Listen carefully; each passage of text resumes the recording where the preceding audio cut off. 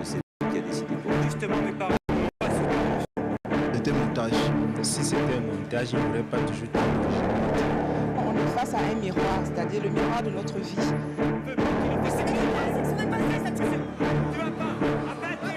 Ouvrir tout d'un coup de sa femme à une liaison, ce n'est pas évident à gérer.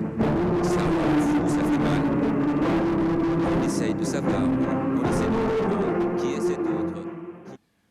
L'émission Ça va se savoir est devenue un véritable phénomène de société au Cameroun. Hommes, femmes, enfants, vieillards, riches et pauvres suivent chaque soir avec un intérêt certain les histoires du petit théâtre de la vie. Les histoires de ceux qui, avec courage, se racontent et dévoilent leurs secrets. Mais depuis quelques mois, une polémique divise les Camerounais au sujet de cette émission. Certains affirment mordicus que ce sont des histoires vraies, interprétées par les intéressés eux-mêmes. D'autres, en revanche, estiment que toutes ces histoires ne sont que des montages interprétés par des acteurs. Vrai ou faux, qui a tort, qui a raison? En tout cas, la CRTV a mené l'enquête au Cameroun et en France. Et ce soir, rassurez-vous, ça va se savoir.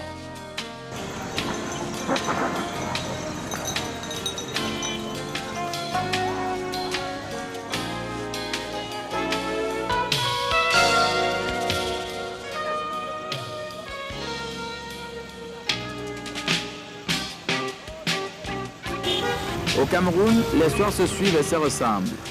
À 19h, la nature a déjà complètement couvert son épais manteau noir sur l'ensemble du territoire. Ici, tout le monde aspire au repos après une rude journée de travail.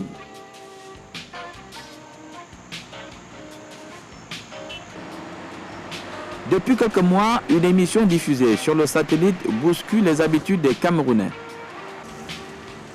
Chaque soir, vers 19h, les rues des grandes villes se vident. Personne, oui, personne ne veut rater l'émission Ça va se savoir.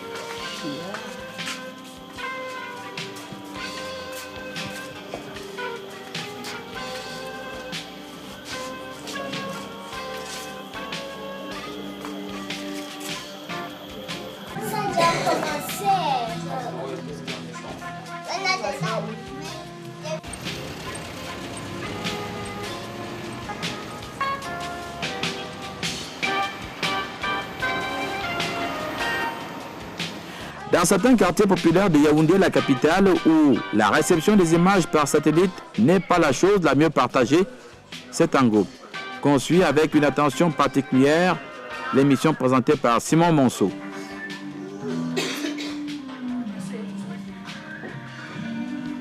Après de longues minutes d'attente, c'est la délivrance. Le générique de Ça va se savoir est lancé.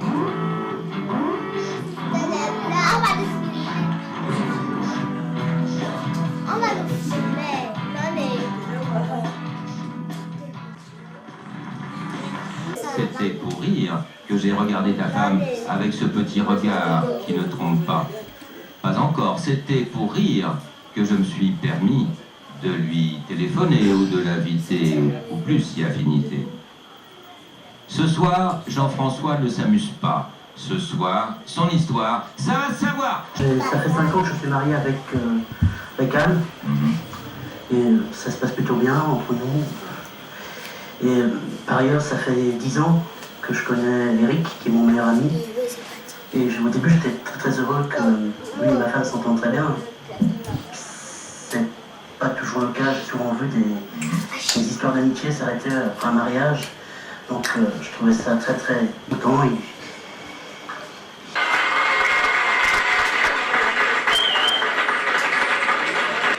Emmanuel, bonsoir.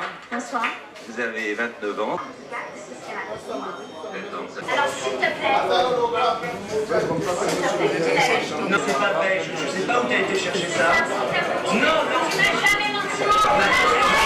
Manu, je peux parler?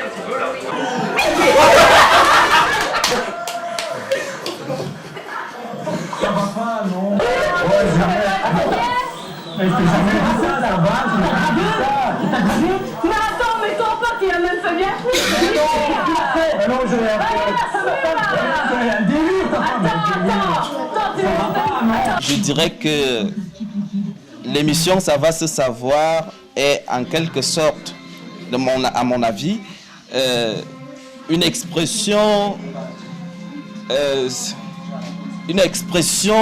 d'une collectivité, d'une société qui est malade, la société occidentale. Malade ou pas, en tout cas, l'engouement des Camerounais pour cette émission venue d'ailleurs n'est plus à démontrer.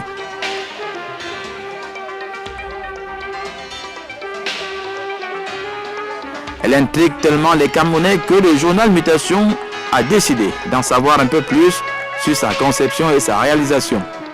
Effectivement, j'ai commandé une enquête sur l'émission Ça va se savoir parce que je me suis rendu compte que c'était devenu un phénomène de société au Cameroun. Vous rencontriez dans les familles le moment où Ça va se savoir était un temps d'arrêt où toute l'activité s'arrêtait, où papa, maman, tout le monde regardait cette émission. Des cadres quittaient le bureau à une certaine heure parce qu'ils tenaient à rattraper Ça va se savoir. Il se dégage globalement de cette enquête que Ça va se savoir n'est pas toujours ce qu'on voit, et qu'il y a des montages et des arrangements autour de Ça va se savoir. Ça, c'est le résultat de l'enquête de notre reporter sur le terrain. Ça me semble être quelque chose de suffisamment grave. Et la réaction du public? La réaction de notre public, il y a des gens qui aiment, la réaction du public, le public apprécie diversement. Il y a des gens qui aiment franchement, ceux qui aiment franchement, adorent. Ceux qui n'aiment pas, n'aiment pas. En tout cas, ça ne laisse personne indifférent. Donc, c'est une émission qui a des gens, qui a controverse. Il me semble que c'est de la réalité plus ou moins grossie. C'est de la réalité plus ou moins grossie, mais en tout cas grossie pour être spectaculaire, émotionnelle. Et il me semble.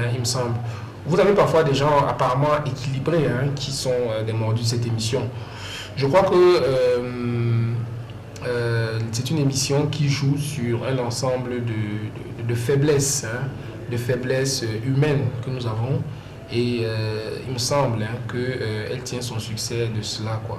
Et ceux qui n'aiment pas, qu'est-ce qu'ils évoquent? Oui, ceux qui n'aiment pas évoquent surtout les principes moraux.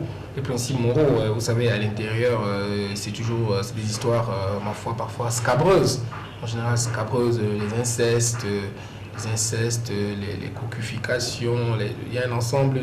C'est toujours des histoires scabreuses qu'on raconte dans cette affaire. C'est toujours le sexe.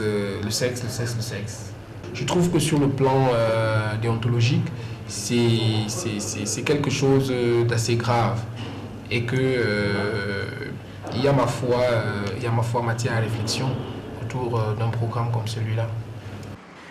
Les commerçants, eux, réfléchissent autrement. L'émission accroche, alors il faut en profiter au maximum. T-shirts et autres gadgets au nom de Ça va se savoir sont confectionnés ici et là. Le titre de l'émission fait recette. Ça a été une inspiration par rapport déjà à ce qu'on avait comme émission et qui faisait vraiment s'attirer l'attention des Camerounais, quoi. Bon, je me suis dit, ça va se savoir, ça va m'attirer de la clientèle. Ça va faire en sorte que les gens découvrent ce qui a caché là chez moi. Parce qu'à un moment donné, j'ai eu des gens qui se disaient, bof, ça va se savoir. Et puis bon, ils arrivaient, ils mangeaient, ils buvaient. Après, il y en a qui me demandaient, madame, qu'est-ce qui va se savoir vraiment? Je leur disais, bon, ce qui est juste, c'est que ça se sait déjà. Franchement, je ne vous cache pas, ça m'a fait du bien. Il est vrai que certains en ont tiré profit, mais la polémique au sujet de cette émission est loin de s'estomper. Personnellement, je ne crois pas que je puisse aller exposer ma vie privée. Parce que vraiment, c'est difficile. De ma part, je ne peux pas. Donc voilà pourquoi je pense que ces gens-là, c'est vraiment... Parce qu'il y a souvent de l'émotion. Parfois, moi-même, les larmes m'en viennent aux yeux quand on raconte une histoire réelle. Bon, pourquoi aller éclater en sanglots devant la caméra? Donc, c'est par honte aussi, par souci de préserver ma vie privée. Donc, je ne peux pas aller me présenter à une émission. À mon avis, je crois que les histoires sont vraies, mais je ne suis pas du même avis que ceux qui pensent que ce sont les victimes elles-mêmes qui se présentent sur le plateau. Donc à mon avis, je crois peut-être que ce sont les... On prend certaines personnes, d'autres personnes pour interpréter ce que les autres ont effectivement vécu. Au départ, même j'avais cru que c'était faux. C'était une mission fausse, mais à la fin, j'ai compris que c'est une mission vraie. En plus de ça, même, elle est instructive. Déjà, le fait où les Blancs nous apprennent comment on peut aussi vivre demain. Parce que certains Camerounais, certains Africains ne peuvent pas dire devant les écrans. C'est comme peut-être un sujet tabou. Je suis encore en train de me poser des questions, donc je ne sais pas exactement si c'est la réalité ou c'est une fiction, je ne sais pas. Quelque part, moi je me dis que c'est des montages. Parce qu'il y a quand même des vérités qui se disent là-dedans, qui sont quand même tout crues et c'est un peu inventé. Moi je pense que ça peut être un montage, mais ce qui est plus important, c'est la leçon à retenir. À mon avis, je pense que c'est un montage parce qu'il est difficile. Il est difficile que des personnes puissent venir à l'écran et dévoiler, c'est-à-dire que leur vie intime. Bon, c'est un montage, c'est pas possible. Si c'était un montage, il n'y aurait pas toujours tant d'originalité. Et puis l'impression est souvent vraie, paraît souvent vraie, aussi l'émotion. Dans cette émission, on est face à un miroir, c'est-à-dire le miroir de notre vie. Et ce sont des événements qui arrivent tous les jours. Moi, je ne sais pas, mais je ne sais pas si c'est utile pour un pays comme le nôtre, parce qu'en Afrique, nous savons que c'est assez... les histoires de famille sont assez secrètes. Et comme on dit, on lave le linge sale en famille. Donc, je ne sais pas si c'est assez utile pour notre pays. Je ne pense pas que ce soit vraiment utile. Non, ça va se savoir. Au début, je croyais que c'était quelque chose de vrai. Mais je me suis rendu compte aujourd'hui que ça devient une répétition, ça devient monotone, les mêmes histoires, la même chose. Donc je me suis rendu compte que c'est devenu plutôt comique. C'est une pièce théâtrale, bien montée. Bon, ça va, mais ce qui m'ennuie, c'est que c'est la même chose tous les jours. Ce sont les histoires que nos parents ont eu à vivre et que nous-mêmes on vit à ce moment. Donc je me dis que c'est une émission importante et on aime bien cette émission au Cameroun. It's a very interesting program. Myself, I've not been able to watch it. But as people talk, it of course interesting. Now they are repeating everything. They should find further ideas, try to bring new things into the program. I'm sure it will continue to be interesting, attract viewers all over.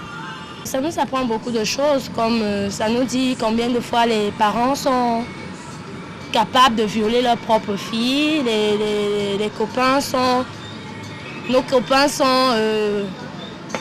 sortent souvent avec nos copines derrière nous. Ça nous apprend beaucoup de choses côté sentiments.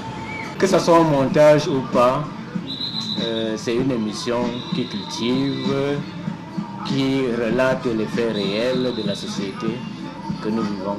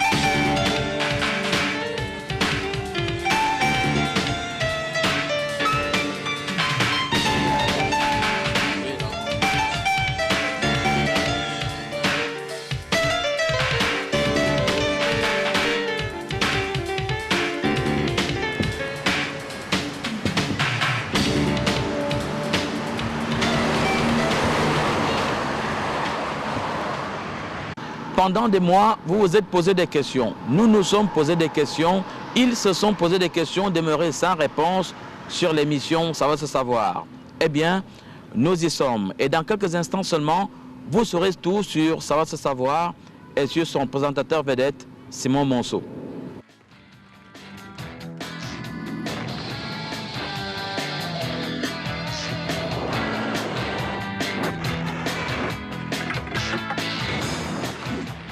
Simon Monceau, merci de nous accueillir dans les locaux du groupe AB.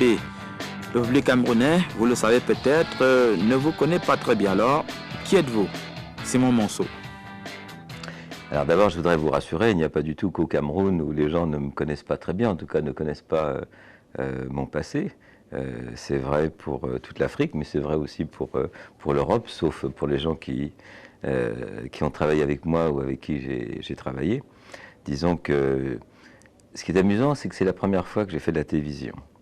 Donc Ça va se savoir, ça a été pour moi une première. Jamais je n'avais fait de la télévision avant cette émission. En tout cas, jamais je n'avais fait de la télévision de l'autre côté de la caméra. Il m'est arrivé d'être producteur ou d'être journaliste. Enfin, je vous raconterai rapidement mon parcours. Mais c'était la première fois que je montais sur une scène et de l'autre côté de la caméra. Et donc ça m'a amusé de vivre et de faire cette expérience. Mais le succès que je rencontre en Afrique me touche beaucoup. Je sais qu'il est réel.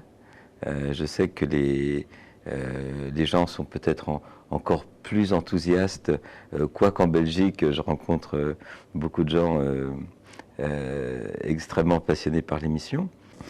C'est mon ami et patron de AB3 et de RTL9, M. Berda, qui m'a demandé d'animer cette émission, à ma grande surprise. Comme on se tutoie et qu'on se connaît depuis très très longtemps, je lui ai dit, attends, mais moi je n'ai pas fait ça depuis tellement longtemps. Oui, mais votre itinéraire? Mon itinéraire, je suis au départ un journaliste. Ensuite, un journaliste en presse, en radio. J'ai fait mes débuts sur une grande radio qui s'appelle RTL, puis ça a été à France Inter, où j'ai sévi pendant très longtemps. Mes amis et patrons s'appelaient Jean Garetto et Pierre Codou. C'était l'époque de L'Oreille en coin. C'était une émission qui a fait beaucoup de succès. Jean Amadou aussi, non? Jean Amadou faisait partie de L'Oreille en coin, c'est vrai. Donc ça, c'est mon itinéraire de radio. De radio. Ensuite, j'ai dirigé pendant pas mal d'années, j'étais directeur des programmes de RMC, à l'époque où il y avait 610 personnes à RMC, c'était à l'époque, j'adore la radio, c'était l'époque de la grande radio, puis après je suis venu ici un petit peu m'occuper du groupe AB au moment de sa création. C'était le début de Dorothée, le début de la création d'AB ici, là où nous sommes. Nous sommes en quelle année? À la Plaine Saint-Denis. Là, ça doit être vers les années 90. 90. Et concrètement, qu'est-ce que le groupe fait? Aujourd'hui, oui. Le groupe AB aujourd'hui possède et distribue 18 chaînes de télévision. Ce sont les chaînes du groupe AB. RTL9 appartient à AB. Et donc c'est déjà, je pense, pas mal pour un groupe indépendant. Bon, on va aller au vif du sujet. Bon, comment l'émission Ça va se savoir est née? L'émission Ça va se savoir est née du désir et du souhait de Claude Bernard. Je ne suis pas du tout à l'origine ni de cette idée, ni de sa mise en place. Claude, qui est donc le propriétaire, le patron du groupe, a racheté RTL9 il y a à peu près 2 ans, je crois. Et c'est une idée qui lui trottait comme ça un petit peu dans la tête. Et puis, comme c'est un monsieur talentueux et entêté, il a embêté tout le monde jusqu'à ce que cette émission soit produite et réalisée. Ensuite, il y a eu le problème du présentateur. Donc je sais que ils ont fait pas mal d'essais. Casting. Et puis un jour, il m'en a parlé, enfin lui et quelqu'un qui travaille avec lui. Et d'abord, il m'a montré une cassette. Puis il m'a demandé ce que j'en pensais. De toute façon, il n'écoute pas du tout ce qu'on lui demande, ni ce qu'on lui dit. Mais enfin, quand même, il aime bien avoir des avis. Et donc, je lui dis ce que j'en pensais. C'était assez moyen, comme avis. Ouais. Je n'étais pas totalement enthousiaste. Et il m'a dit bon. Et puis 15 jours après, je reçois un coup de fil. Je ne comprends pas très bien. Alors, je ne savais pas si je devais remplacer un animateur qui n'est pas venu pour un casting. Enfin, je n'ai pas très bien compris. Et comme je travaille ici assez souvent et assez régulièrement comme consultant, je pensais qu'ils avaient besoin d'un coup de main. Que certains ici connaissent mon métier. J'étais animateur de radio aussi pendant très longtemps. Et je me suis dit, bon, quelqu'un n'est pas venu pour faire un casting ou je ne sais pas quoi. Pour remplacer. Pour remplacer, donc j'ai fait ce que vous faites, c'est-à-dire je me suis mis dos à la caméra et j'ai fait ce qu'il fallait faire avec les 3 témoins qui étaient là. Et puis voilà, puis je suis reparti. Et 15 jours après, Claude m'a dit, bon j'ai regardé tous les castings et t'es le moins mauvais. Je lui ai dit, je suis le moins mauvais de quoi? Et il me dit, t'es peut-être le moins mauvais présentateur. Je dis, mais tu rigoles? Il me dit, non, tu vas le faire très bien. Et puis d'ailleurs, tu fais la première lundi prochain, on devait être mardi ou mercredi, un truc comme ça. Enfin non, il y avait peut-être 10 jours. Et je dis, mais j'étais plus que surpris. Et c'est comme ça que tout a commencé. Le premier jour, à la première émission, on a enregistré Ça va. J'estime que Ça va savoir, c'est une copie de l'émission américaine de Jerry. Bon, je ne sais pas ce que vous en pensez.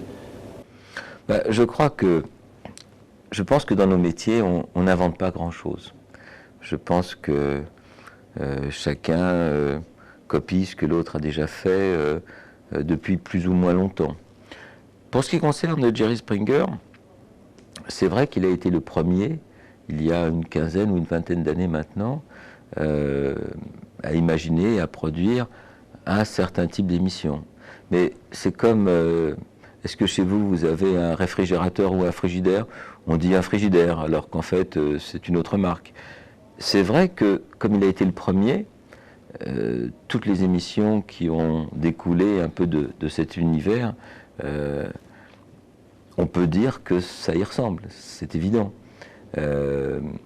Demain, d'autres chaînes referont ce que nous faisons. Je ne sais pas s'ils diront qu'ils imitent Ça va se savoir ou est-ce qu'ils continuent d'imiter les autres.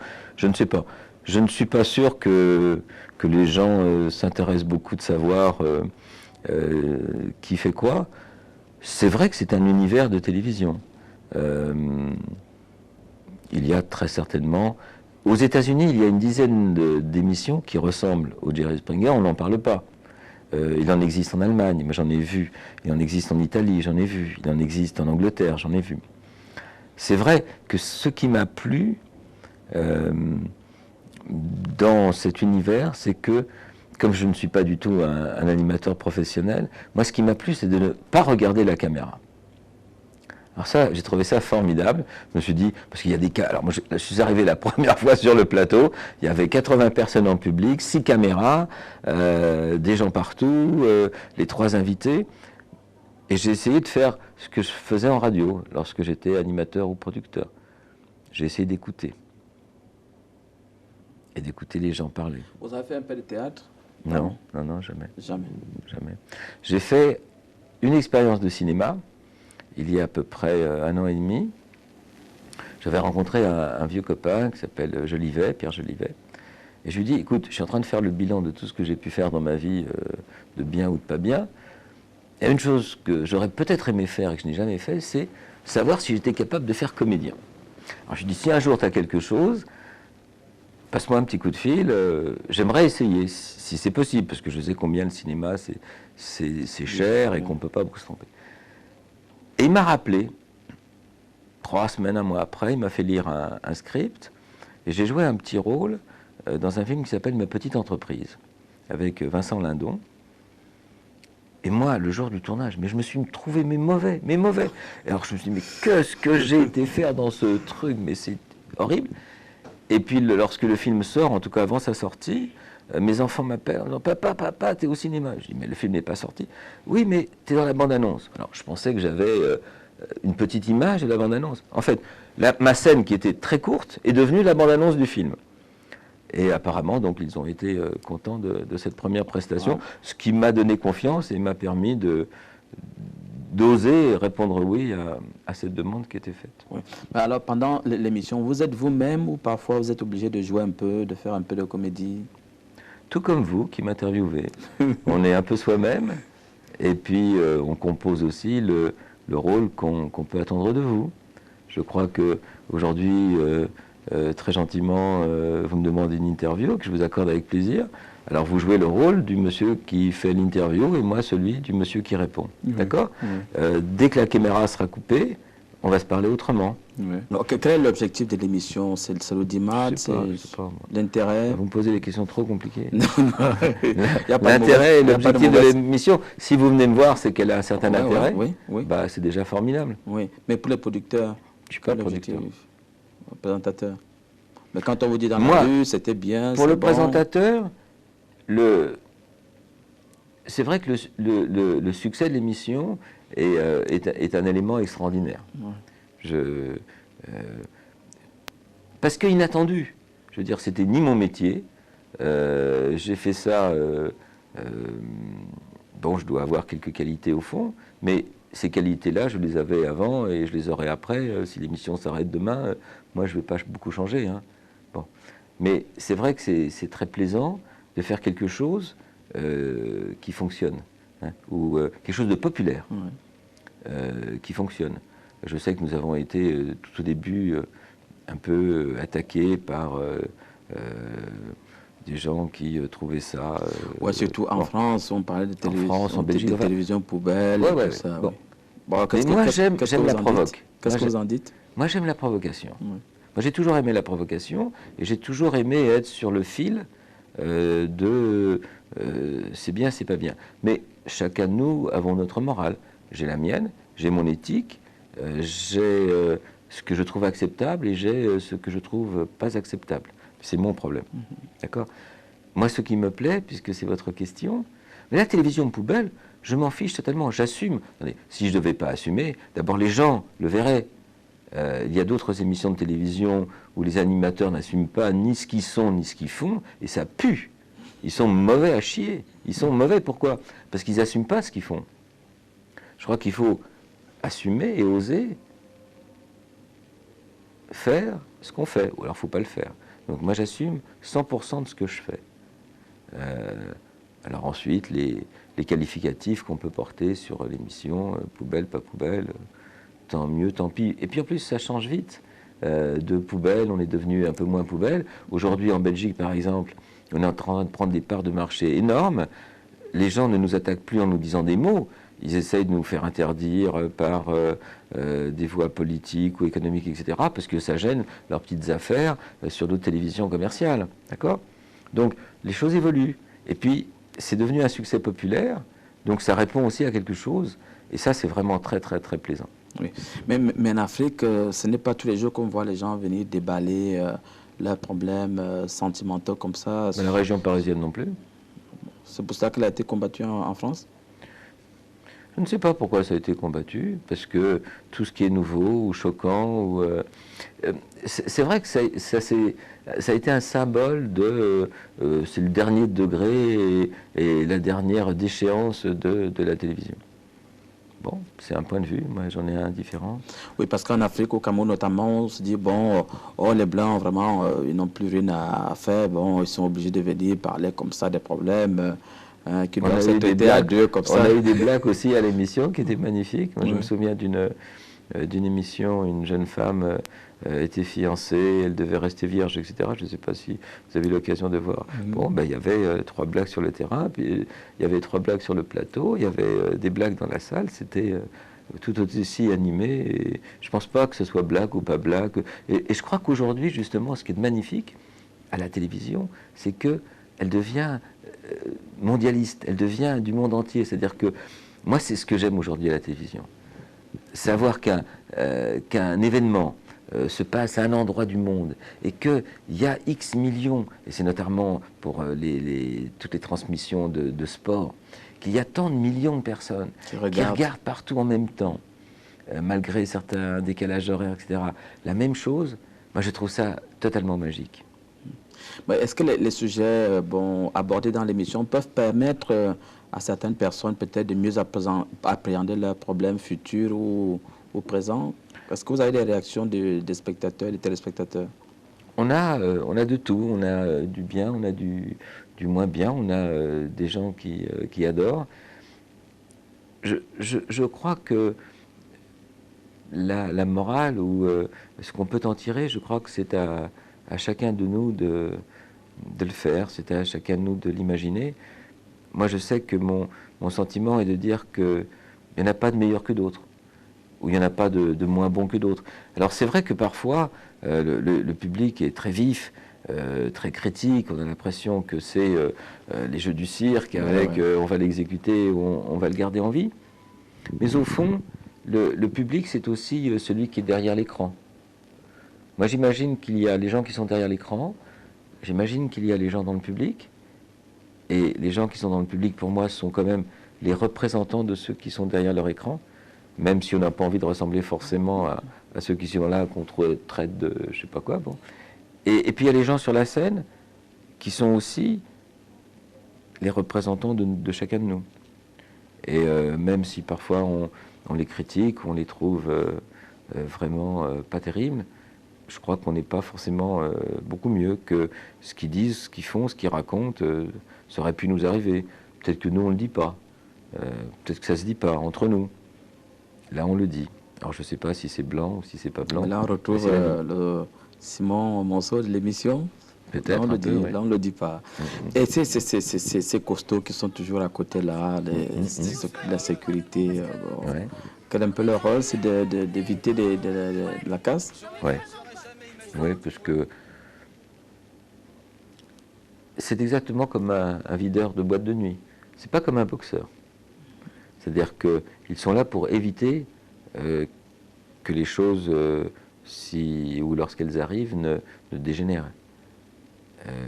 Je veux dire que c'est sûr que parfois, dans certaines situations, le recours à la force ou à la violence semble être irrémédiablement la réponse. Le fait qu'il soit là réfrène déjà peut-être certaines ardeurs. Et lorsque ça va un petit peu loin, je pense qu'ils sont là pour calmer les choses et faire en sorte que les gens ne puissent pas se toucher vraiment, quoi. Safia, vous avez 22 ans, vous êtes caissière, vous êtes de La Garenne-Colombe. Safia, vous venez ici parce que vous n'êtes pas contente du tout. Vous aviez une idée de la vie, une idée du garçon avec qui vous deviez vivre, avec qui vous souhaitez vivre, et puis vous avez l'impression que vous avez été trompée. Ça fait 5 ans que je suis avec Djibril, et on avait prévu de se marier au mois de juillet. Et par la suite, j'ai eu des échos d'une copine comme quoi il avait une autre copine, quoi. Je sais que vous avez décidé, et c'était votre décision, d'arriver au mariage pur. Ah ouais, vierge. Ça, c'est... Ça, chez moi, c'est l'obligation.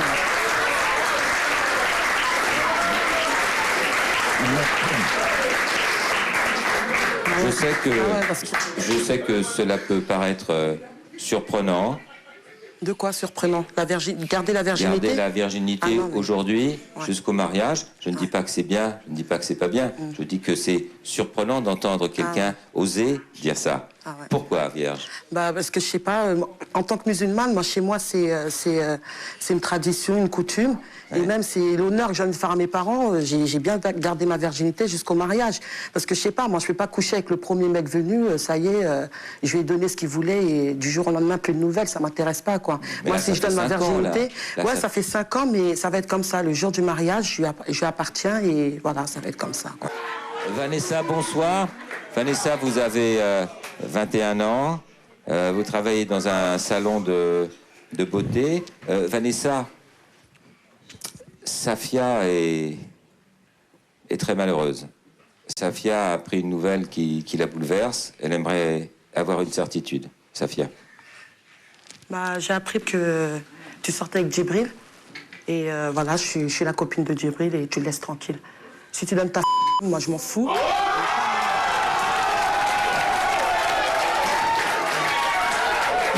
Tu parles de quel Djibril là? Bah attends, elle me pique mon mec et elle me demande de quel Djibril je parle. Parce que moi je pense pas qu'on sort avec le même Djibril. Parce que moi je suis non, là, quoi. Écoute, non, je suis pas venue ici. D'abord tu suis pas ta copine, tu parles.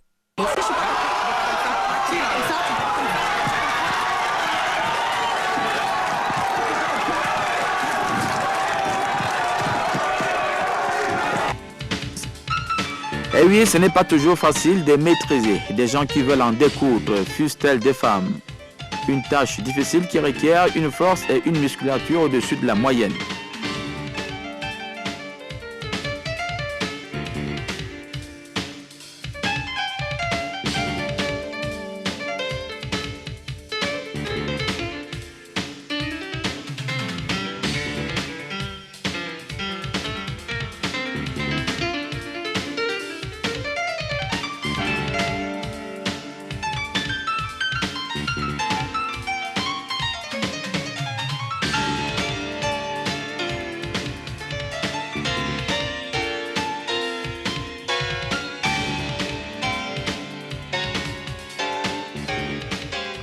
À Orléans, en France, nous avons retrouvé Jean-Luc, l'un des videurs vedettes de l'émission Ça va se savoir. Et gentiment, il nous a raconté son histoire.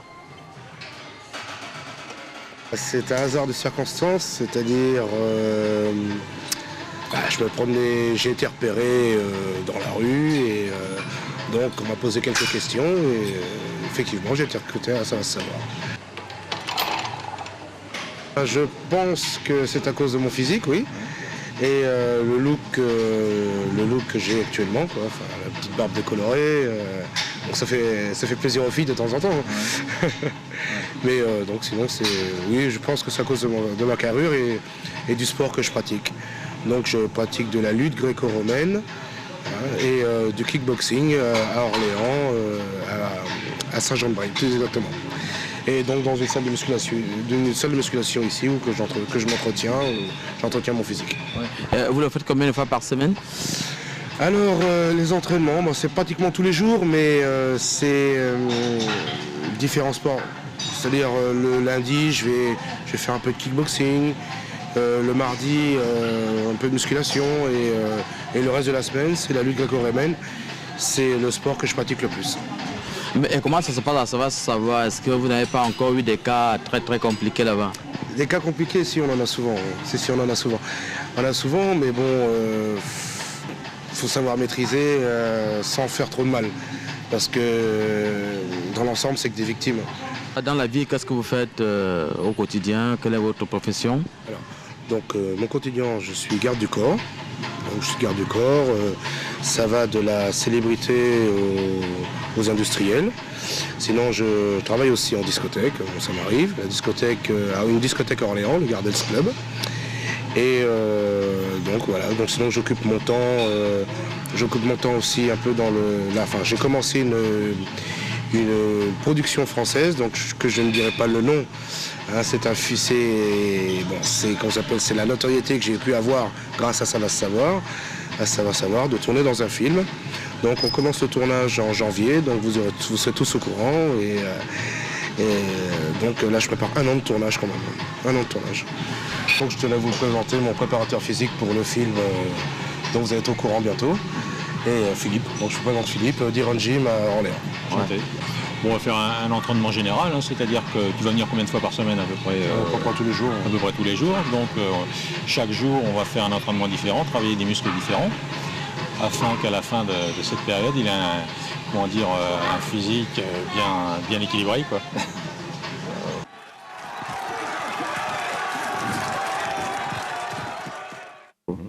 Est-ce que après l'émission, ça se prolonge par par exemple, en ville, vous n'avez pas de réaction, de répercussion de ce côté-là? Je fais comme je faisais à la radio il y a très longtemps lorsque je présentais des émissions. J'essaye d'oublier ce que je fais pendant le tournage pour redevenir un peu une autre personne après. Et pour pas prendre la tête, pour pas me donner un rôle qui n'est pas le mien. Je suis ni psy, ni médecin. Et je pense que si je devais trop m'impliquer dans des histoires ou dans des gens, je pense que j'en aurais ni la force ni la qualité. Là, je pense que c'est un autre métier. Donc, je ne veux pas savoir avant et j'ai pas vraiment envie de savoir après. Même si c'est un peu lâche, non pas que ça ne m'intéresse pas, mais je pense que ce n'est pas mon rôle. Mais il y a quand même des gens qui vous écrivent, par la suite vous dites, bon, merci, vous avez résolu mon problème. Oui, ils m'écrivent personnellement. Oui. Et qu'est-ce que vous ressentez? Ben, je suis content quand, au fond, on a pu peut-être servir à quelque chose.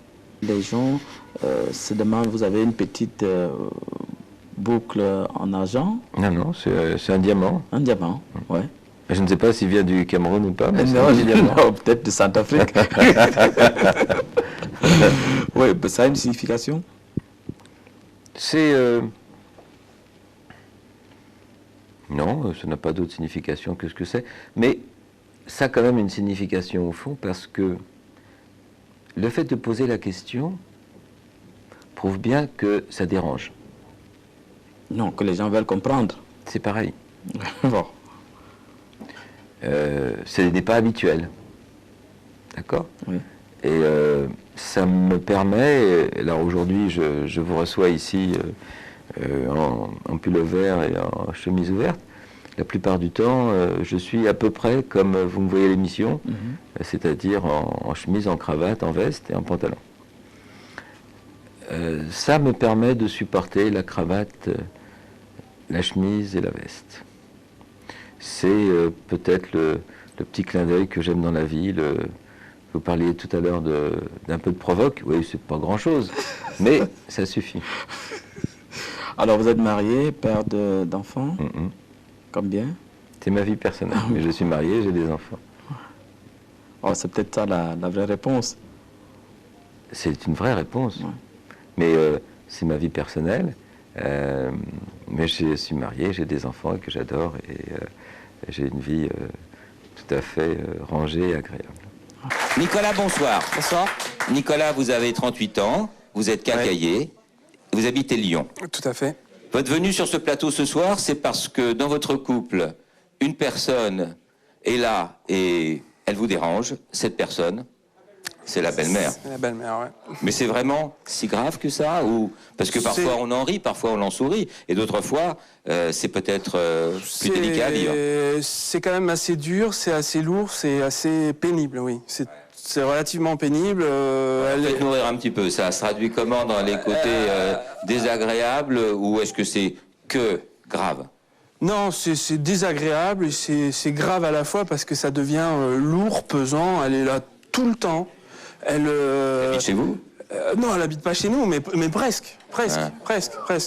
Elle est au magasin, elle est là tout le temps, parce que je travaille avec ma femme, hein, puisqu'on tient le magasin tous les deux. Elle vient au magasin, quand elle vient pas, elle téléphone. Quand elle téléphone pas, c'est ma femme qui téléphone.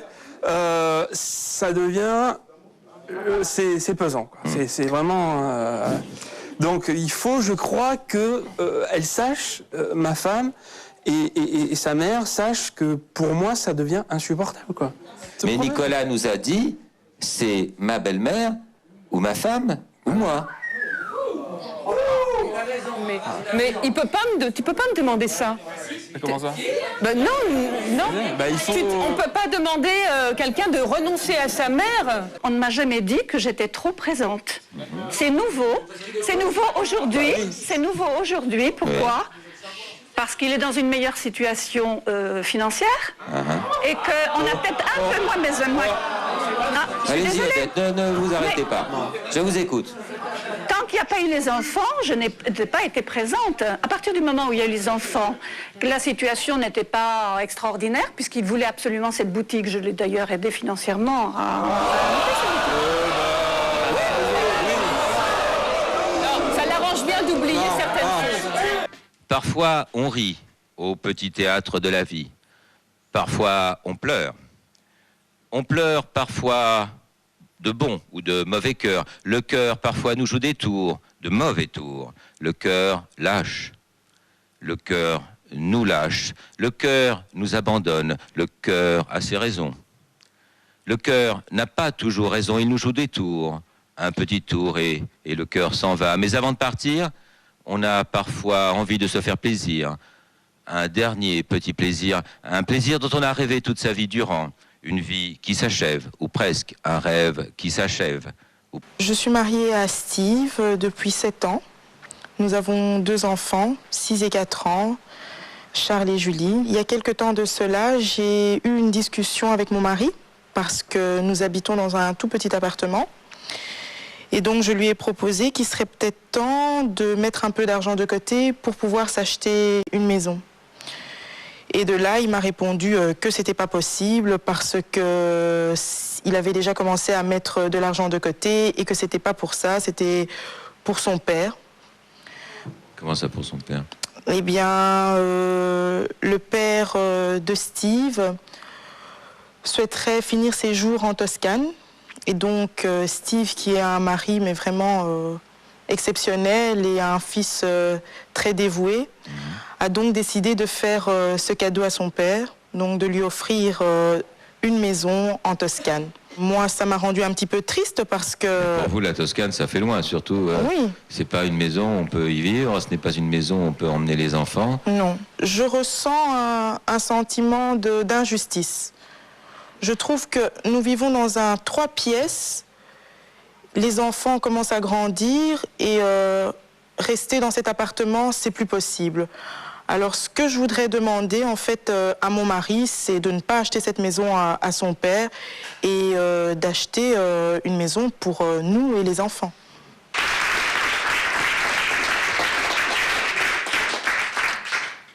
Ils se battent, ils se débattent ici, devant nous, sur ce plateau, face à vous, face aux caméras, face au public, face parfois à eux-mêmes.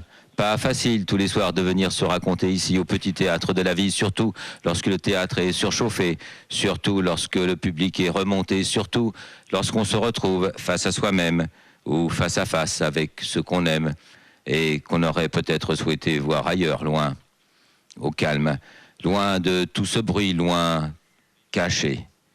Mais non, c'est la vie qui va, la vie qui vient, la vie où ce qui lui ressemble un peu beaucoup, parfois pas du tout. Pourtant, ils sont nous, ni mieux, ni moins bien. Ils sont, et ça ce soir, ça va se savoir. Bon, et puis ces histoires, est-ce qu'elles sont toutes vraies? Est-ce que ce sont les vrais acteurs? Est-ce que ce sont des scénarios qu'on écrit et puis que des acteurs viennent interpréter? Ça, c'est la question qui revient très souvent au Cameroun. Je ne m'intéresse pas, ne m'occupe pas et ne souhaite même pas savoir quoi que ce soit là-dessus. Parce que si je sais que lui c'est un vrai et que lui c'est un faux, ou que je sais pas quoi, je serai plus attentif aux gens, ni aux histoires, ni aux choses. Donc je ne vois jamais les personnes avant l'émission. C'est-à-dire que lorsque j'entre sur le plateau, je découvre l'histoire et je découvre les gens. Le reste, je ne souhaite pas m'en occuper. Non seulement je ne sais pas, j'ai interdit à ce qu'on me dise. Ouais. Mais sinon, quand vous posez les questions, vous connaissez déjà quand même l'histoire, vous savez que... Je connais un peu, je connais l'histoire, oui. Ouais.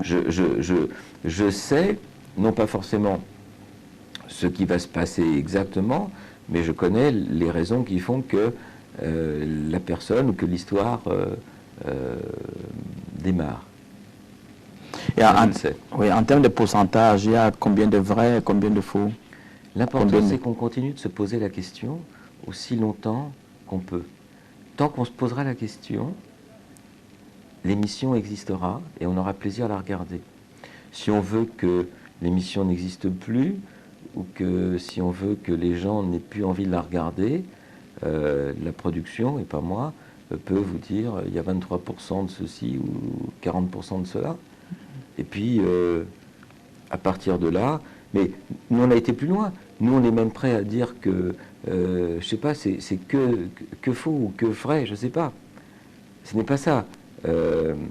D'abord, je ne peux pas vous répondre, parce que je ne le sais pas avec précision, et ensuite, je demande à chaque fois de ne pas le savoir. Je sais que c'est la question que les gens posent. Je ne suis pas sûr que c'est les réponses qu'ils attendent. Ouais. Parce que à chaque fois que les gens me posent la question, parce que c'est une des questions qu'on me pose le plus volontiers, que ce soit dans la rue, très gentiment, ou ailleurs, j'essaye de leur donner une réponse satisfaisante. Et les gens n'ont pas envie de savoir, avec précision. Ils posent la question, ils n'ont pas toujours envie de connaître la réponse. Parce que leur plaisir, ou leur bonheur, ou leur distraction, ou leur amusement, c'est aussi d'accepter d'être eux dans cette machine et d'être des spectateurs, tout comme moi, qui jouons un certain rôle. Mais c'est pas pour ça qu'on est malhonnête. Quand je joue mon rôle d'animateur, ou lorsque je suis animateur, j'essaye d'être honnête, d'écouter les gens avec attention, d'écouter ce qu'ils disent, ou d'écouter ce qu'ils ont à dire, ou d'écouter leur histoire. Je m'en fiche de savoir si celui qui est en train de me parler est un vrai ou un pas vrai. Je ne lui demande pas sa carte d'identité avant. Mais peut-être tout simplement parce qu'on a retrouvé une pratique ancestrale. J'y ai pensé un petit peu, en me disant, est-ce qu'on n'a pas refait un peu la palabre, hein, africaine, la palabre africaine, où on se met autour de l'arbre et on raconte ses soucis, on déballe tout en famille, en tribu, avec quelqu'un qui peut-être donne son avis. C'est le chef du village, et pas du tout le sorcier. Et peut-être avons-nous retrouvé quelque chose de profond, quelque chose de vrai, même si tout n'est pas vrai dans l'émission, même si parfois nous nous servons de comédiens pour remplacer des gens, parce qu'on ne peut pas avoir à chaque fois 3 personnes forcément vraies sur une même histoire. Enfin bon, ce sont des anecdotes de production. Alors, une dernière question. Est-ce que, bon, vous pouvez nous improviser un pied, hein, pour les téléspectateurs qui nous regardent et qui vous regardent souvent à Savoir se savoir? Je suis très touché des marques de sympathie. Souvent sur le site de RTL9, sur le site internet, je lis du courrier qui vient parfois de chez vous, beaucoup d'Afrique. Ça me touche beaucoup. Et qu'est-ce qu'on vous dit? On me pose parfois des questions, un peu celles que vous venez de me poser, donc je ne peux pas y répondre puisque je ne suis qu'un petit animateur. Un petit animateur. Mais je lis avec attention les remarques ou les critiques ou les encouragements. Et si pendant 40 minutes, les gens pensent un peu à autre chose ou de ce qu'ils vivent dans la journée, si ils oublient un petit peu leur quotidien et que de temps en temps on peut penser à l'autre à travers cette émission, on peut se distraire, on peut y trouver. Je crois que chacun peut y trouver. C'est l'objectif alors. Pardonnez-moi. C'est l'objectif alors. Je ne sais pas. Oui, parce que vous dites si pendant. Non, ce n'est pas l'objectif de l'émission au départ. Il n'y a pas eu au départ de choses compliquées ou de on va faire ceci, on va faire cela. Claude a une idée, il dit je veux faire ça. Et ce dont je vous parle aujourd'hui, c'est de ce qui nous revient. Mais ce n'était pas pour ça que c'était l'objectif. C'est le résultat aujourd'hui du succès et de l'émission. Et si je ne trouvais pas ça satisfaisant, je pense qu'on aurait arrêté. C'est agréable et satisfaisant. Pour l'instant, on continue. Oui. Combien de temps encore? Je ne sais pas. Mais si vous avez, si vous avez une réponse, et si vous pouviez me le dire, ça me ferait assez plaisir. Oui, mais on aime bien vos petits textes-là, surtout à la fin. Mais comment c'est pendant l'émission ou alors avant que vous... Non, je les prépare. Vous les préparez? Je les prépare. Je les improvise un peu, je les prépare beaucoup. Oui. Parfois, comme je connais un peu l'histoire, j'essaye d'avoir un texte qui puisse coller à des histoires. Je sais à peu près ce qui va se passer. Ouais. Je ne sais pas tout. Parfois, j'ai des surprises, bonnes ou mauvaises. Mais bon, je sais à peu près que c'est ceci ou cela, ou dans tel univers d'histoire, on va se trouver. Ouais, mais c'est toujours là, ça tourne toujours autour de l'amour, autour des sentiments, très souvent. Toute notre vie. De la trahison, de la félonie, de... Oui. Je ne sais pas s'il y a beaucoup de thèmes. Je sais que j'ai rencontré beaucoup d'hommes et beaucoup de femmes dans ma vie. Et je ne peux pas dire qu'à chaque fois, ça n'a pas été une rencontre différente. Et pourtant, c'est toujours un homme, c'est toujours un journaliste, c'est toujours une femme.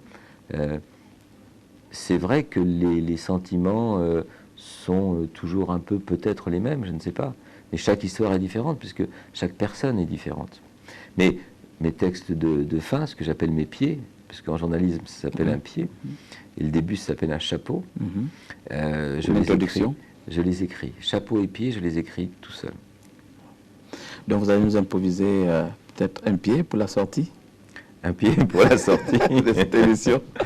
Je ne sais pas, en tout cas, j'ai eu plaisir à vous voir chez vous.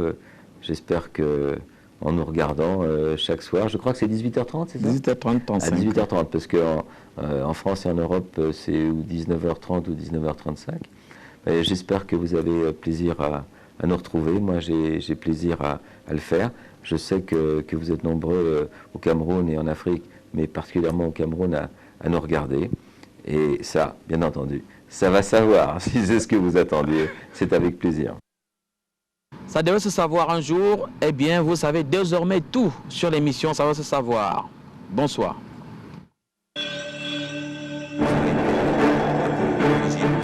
Est-ce que c'est la vie qui a décidé pour vous? Justement, mes parents n'ont pas ce que c'était montage.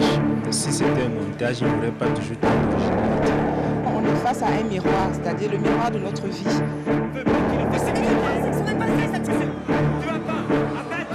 Ouvrir tout à coup de sa femme à une liaison, ce n'est pas évident à gérer. Ça rend fou, ça fait mal.